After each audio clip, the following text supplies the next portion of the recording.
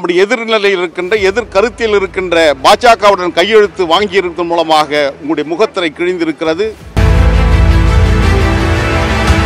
நீங்கள் பாஜகவுடைய ஸ்லீப்பர் செல்லாக திராவிட இயக்கத்தில் தமிழ்நாட்டில் இருக்கிறீர்கள் என்பதை மீண்டும் மீண்டும் நீங்கள் நிரூபித்துக் கொண்டு வருகின்றீர்கள்.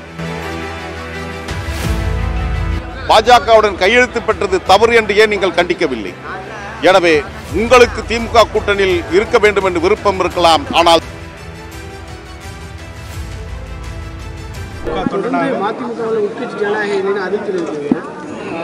தனிப்பட்ட முறையில் இப்ப வந்திருக்கீங்க, ஏதாவது திமுக நெருக்கங்க? முத்தமிழ் டாக்டர் கலைஞர் அவர்களுக்கு நினைவிடத்தில் வந்து அஞ்சலி செலுத்துவதற்கு ஒரு கட்சியாக இயக்கமாக இருக்க வேண்டும் என்பது பொருள் அல்ல.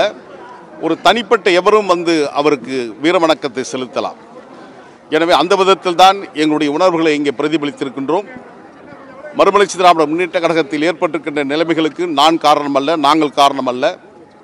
தேர்ந்தெடுக்கப்பட்டிருக்கின்ற மாவட்ட செயலாளர்களை, பகுதி செயலாளர்களை, ஒன்றிய நகர செயலாளர்களை கேள்வி கேட்பதற்கே ஆளில்லை என்கின்ற அளவில் தூக்கி எறிந்த காரணத்தினால்தான் இந்த ஜனநாயக நீதி கேட்கின்ற போராட்டத்தை நாங்கள் நடத்தி கொண்டிருக்கின்றோம். நாடாளுமன்ற உறுப்பினர் முதன்மை செயலாளர் துரை அவர்கள் நாட்டின் பிரதமரை சந்தித்து கோரிக்கை வைத்திருக்கிறார். 68 நாடாளுமன்ற உறுப்பினர்கள் கையெழுத்து போட்டதாக சொல்லியிருக்கிறார். அவர் திராவிட முன்னேற்ற கழகத்தின் தலைமையிலான இந்திய கூட்டணியில் அங்க வகிக்கின்ற ஒரு உறுப்பு இயக்கம். எத்தனை கட்சிகள் இந்திய கூட்டணியிலிருந்து கையெழுத்து போட்டிருக்கிறார்கள்? ஏன் பாஜகவுடைய நாடாளுமன்ற உறுப்பினரிடம் அந்த கையெழுத்து பெற்றீர்கள் என்ற கேள்விக்கு துரை விடையளிக்க வேண்டும். ஒரு கூட்டணியில் இருந்து கொண்டு நம்முடைய எதிர்நிலையில் இருக்கின்ற எதிர்கருத்தில் இருக்கின்ற பாஜகவுடன் கையெழுத்து வாங்கியிருப்பதன் மூலமாக உங்களுடைய முகத்திரை கிழிந்திருக்கிறது. நீங்கள் பாஜகவுடைய ஸ்லீப்பர் செல்லாக திராவிட இயக்கத்தில் தமிழ்நாட்டில் இருக்கிறீர்கள் என்பதை மீண்டும் மீண்டும் நீங்கள் நிரூபித்துக் கொண்டு வருகின்றீர்கள். தமிழ்நாட்டின் முதலமைச்சரிடம் அந்த கோரிக்கையை கொடுத்திருக்கலாம். மாண்புமிகு தமிழ்நாடு முதலமைச்சர் முதலாக அயலக தமிழர் வாரியத்தை உருவாக்கி, வெளிநாடு வாழ் தமிழர் நலத்துறை உருவாக்கி, அதற்கு மாண்புமிகு அமைச்சர் நாசர் அவர்கள் இருக்கிறார். குறைந்தபட்சம் அவருடன் நீங்கள் முறையிட்டிருக்கலாம். இதையெல்லாம் கொடுக்காமல் பிரதமரிடம் முந்திரிக்கொட்டையை போன்று நீங்கள் போய் ஓடி சென்றதற்கான காரணங்கள், நீங்கள் பாஜகவுடன் நெருக்கத்தை காட்டிக் கொண்டிருக்கிறீர்கள் என்று ஊடகமும் அரசியலாளரும் சொல்லுவதை உறுதிப்படுத்திக் கொண்டிருக்கின்றீர்கள். இன்று மாலை என் அன்பு தலைவர் வைகோ அவர்கள் முத்தமிழ் டாக்டர் கலைஞருடைய நினைவிடத்திற்கு அஞ்சலி செலுத்த வருகிறார். அவருடைய வருகை உண்மையிலேயே ஒரு உன்னதமான ஒன்றுதான். ஏன் கடந்த ஆண்டு நீங்கள் வரவில்லை? இதற்கு முன்பாக இதுவரை வரவில்லை. ஆண்டு 7 உருண்டோடி கொண்டிருக்கின்ற காலகட்டத்தில் நீங்கள் முதலாக இப்பொழுது ஊர்வலம் நடத்த திட்டமிட்டு அதற்கான ஆயத்த பணிகள் மேற்கொண்டிருக்கின்றீர்கள். அதை வரவேற்கிறேன். இனி ஆண்டுதோறும் ஆகஸ்ட் 7ஆம் தேதி இதே ஊர்வலத்தை தலைநகர் சென்னை பார்க்க வேண்டும். இது தேர்தலுக்காக மட்டும் இருக்கக்கூடாது. 2026 சட்டமன்ற தேர்தலை நோக்கி மட்டும் இந்த ஊர்வலமும் பேரணியும் அமைக்கக்கூடாது.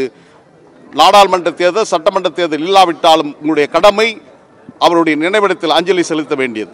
ஏறக்குறைய 24 ஆண்டு காலம் அவரை நாடாளுமன்ற உறுப்பினராக ஆக்கி காட்டிய பெருமை திராவிட முன்னேற்ற கழகத்திற்கு உண்டு. நாடாளுமன்ற மேலவைக்கு ஏறக்குறைய ஒட்டுமொத்தமாக 29 ஆண்டு காலம் அவர் நாடாளுமன்றத்தில் பணியாற்றியிருக்கிறார் என்று சொன்னால் அது திராவிட முன்னேற்ற கழகத்தின் ஆதரவோடு தான் நடந்திருக்கிறது. எனவே அதற்கு நன்றி கடனாகவும் நீங்கள் செய்திட வேண்டும் என்பதுதான் எங்களுடைய வேண்டுகோளாக நீங்கள் அங்கு வைக்கின்றோம்.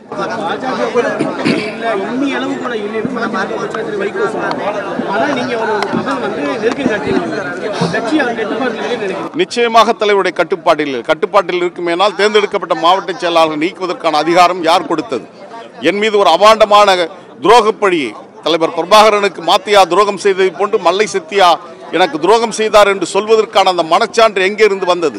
இதயத்தை கீழே இறக்கி வைத்து விட்டுதான் இது போன்ற ஒரு அபாண்டமான பழிச்சொல்லை நீங்கள் சொல்லியிருக்கின்றீர்கள். கட்சி உங்களுடைய கட்டுப்பாட்டில் இல்லை என்பதன் மூலமாக தெரிகிறது. உங்களுடைய விருப்பம் திமுக கூட்டணியில் நீங்கள் கொடுத்திருக்கின்ற அந்த உறுதிமொழி, டாக்டர் கலைஞரை சந்தித்த போது காலமெல்லாம் உங்களுக்கு துணை இருந்ததை போன்று தலைவர் தளபதிக்கும் இருப்பேன் என்று சொன்ன அந்த உத்தரவாதம் உண்மையாகுமேயானால் பாஜகவுடன் கையெழுத்து பெற்றது தவறு என்று ஏன் நீங்கள் கண்டிக்கவில்லை? எனவே உங்களுக்கு திமுக கூட்டணியில் இருக்க வேண்டும் என்று விருப்பம் இருக்கலாம். ஆனால் துரைக்கு மத்திய அமைச்சராக வேண்டும் என்ற விருப்பம் இருக்கின்ற காரணத்தினால்தான் பாஜகவுடன் இந்த நெருக்கத்தை, அவரிடம் அந்த கடிதத்தில் கையெழுத்து பெற்றிருக்கிறார் என்பது வெட்கக்கேடு, வேதனைக்குரிய ஒன்று. இது தமிழக மக்கள் ஒருபோதும் ஏற்றுக்கொள்ள மாட்டார்கள். இன்ற வரையில் மதிமுக துணை பொதுச் செயலாளர் அதிகாரப்பூர்வமாக நான் இருக்கின்றேன். நானும் வெளியேறவில்லை, அவர்களும் என்னை வெளியேற்றவில்லை. கட்சி கட்டுப்பாட்டை மீறி உங்கள் மீது ஒழுங்கு நடவடிக்கை எடுக்கப்பட்டால் உங்களுடைய அடுத்த கட்ட நிலைப்பாடு எடுக்கட்டும். அதுக்கு பின்னால் நாங்கள் சொல்றோம், இதை உங்களை மீண்டும் சந்திப்போம். இல்லை, அதற்கான காலங்கள் நாம் மட்டும் தனியாக எந்த முடிவு எடுத்துட முடியாது. அதற்கான காலகட்டங்கள், அதற்கான நாங்கள் கருத்தியல் ரீதியாக திராவிட இயக்கத்தில் வளர்ந்தவர்கள். திராவிட இயக்க லட்சியங்களை வென்றெடுக்கின்ற களத்தில் உறுதியாக நாங்கள் நிற்போம் என்பதுதான் எங்களுடைய மத்தியில் என்ன பேசப்படுது. ஏன்னா கிட்டத்தட்ட உங்களுக்கும் வைகோ அவர்களுக்கும் கருத்து வேறுபாடு ஒரு 1 மந்த் மேலே ஆயிடுச்சு. எனக்கும் தலைவர் வைகோ அவர்களுக்கும் கருத்து வேறுபாடு என்பது துரையால் உருவாக்கப்பட்டது. 28 ஆண்டு காலம் அவருடைய மெய்காப்பாளனை போன்று அவருடைய சேனாதிபதியாக நான் பணியாற்றுகிறேன். அவர் இட்ட பணிகள் அனைத்தையும் செய்து முடித்தவன். துரை வந்ததற்கு பின்னால் தான் இந்த கருத்து மோதலை உருவாக்கியவர்.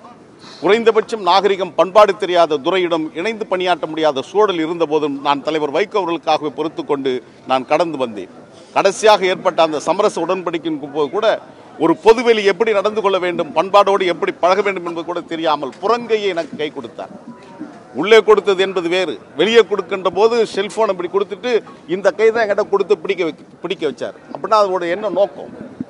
ஆக எல்லாமே துரையுடைய தவறான செய்கைகள். சமரசம் முடிந்து நான் வீட்டுக்கு செல்வதற்கு முன்பாக என் பெயர் அறிக்கை வருகிறது, நான் மன்னிப்பு கேட்டேன், வருத்தம் தெரிவித்தேன் என்று. இதெல்லாம் ஒரு உள்கட்சியில் எத்தனை நாளைக்கு நாங்கள் அவமானங்களை சுமந்து செல்வது? அலட்சியப்படுத்துகிறீர்கள். எனவே இதற்காகத்தான் இந்த நிலைமை நாங்கள் உருவாக்கி இருக்கிறோம். செப்டம்பர் 15 தமிழ்த்தாய் தலைமை பேரறிஞர் அண்ணாவுடைய பிறந்தநாள் விழாவை காஞ்சியில் நடத்த திட்டமிட்டிருக்கிறோம். அதில் நாங்கள் கூடிய ஒரு முடிவெடுப்போம். வாரிசு அரசியலுக்கு எதிராகத்தான் மதிமுக உருவானது. வாரிசுனால கட்சி இதே மாதிரி பாமகவுடைய இல்ல, நாடாளுமன்ற தேர்தல் நெருங்குகின்ற இந்த காலகட்டத்தில், மதிமுக சட்டமன்ற தேர்தல் நெருங்குகின்ற இந்த காலகட்டத்தில் மதிமுகவுடைய இந்த நடவடிக்கை என்பது ஒரு மிகப்பெரிய பிழை. அந்த பிழையை செய்திருக்கிறார்கள். அவருடைய பலனை 2026 அவர் அறுவடை செய்வார்.